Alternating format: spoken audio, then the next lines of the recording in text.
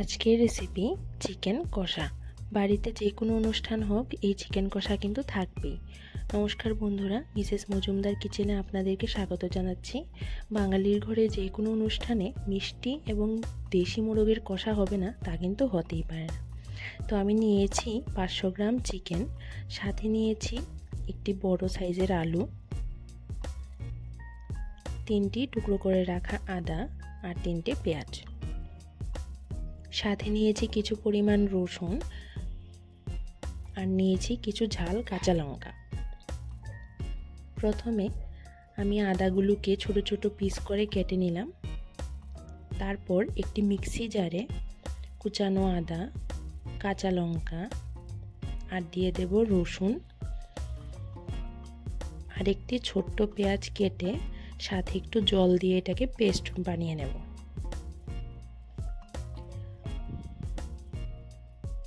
তারপর আমি পেঁয়াজগুলিকে ছোট ছোট কুচি করে নেব।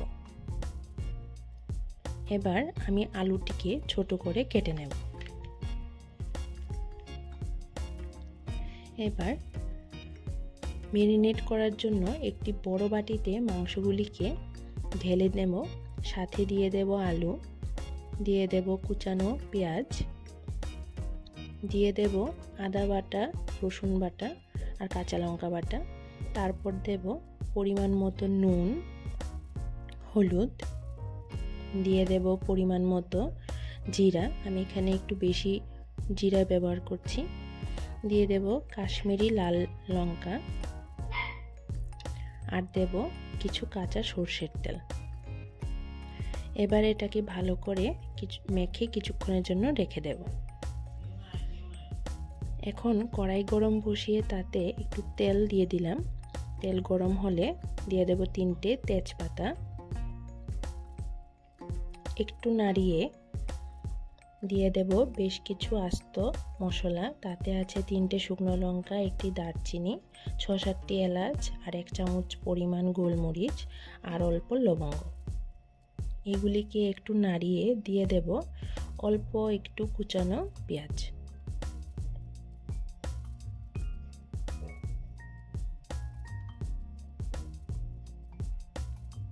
পেঁয়াজগুলি ভাজা ভাজা হয়ে গেলে তাতে দিয়ে দেব ম্যারিনেট করে রাখা মাংসগুলো।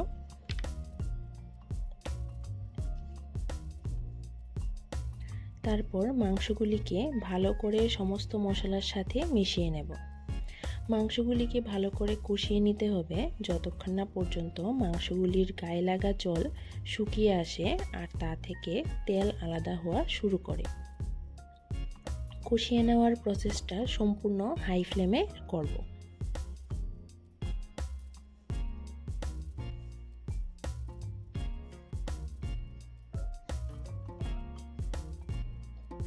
দেখুন মাংসগুলি থেকে আস্তে আস্তে তেল ছাড়া শুরু হয়ে গেছে।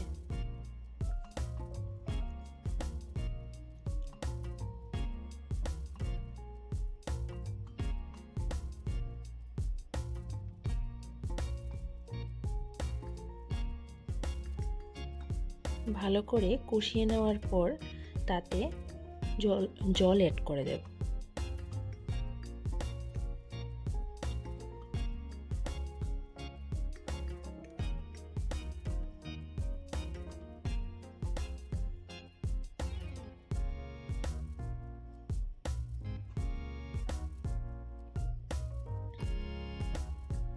এখন আমি এটাতে জল অ্যাড করছি। জলটা একটু বুঝে অ্যাড করতে হবে, কারণ এখন মাংসগুলিকে ভালো করে আরও বেশি অনেকটা সময় ধরে সিদ্ধ করতে হবে।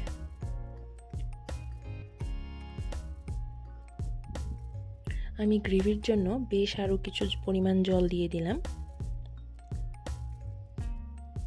এখন এটাকে ঢাকা দিয়ে কিছুক্ষণের জন্য সিদ্ধ হতে দেব।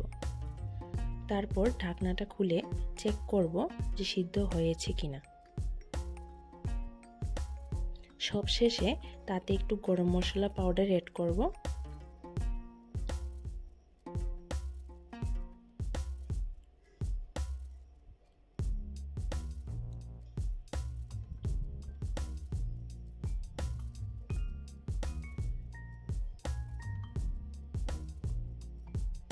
ব্যাস তৈরি হয়ে গেল দারুণ স্বাদের চিকেন কষা। এখন গরম গরম ভাতের সাথে এটাকে সার্ভ করব। আমার এই সহজ পদ্ধতিতে চিকেন কষা রেসিপিটা যদি আপনাদের ভালো লাগে তাহলে অবশ্যই কমেন্ট করে আমাকে জানাবেন।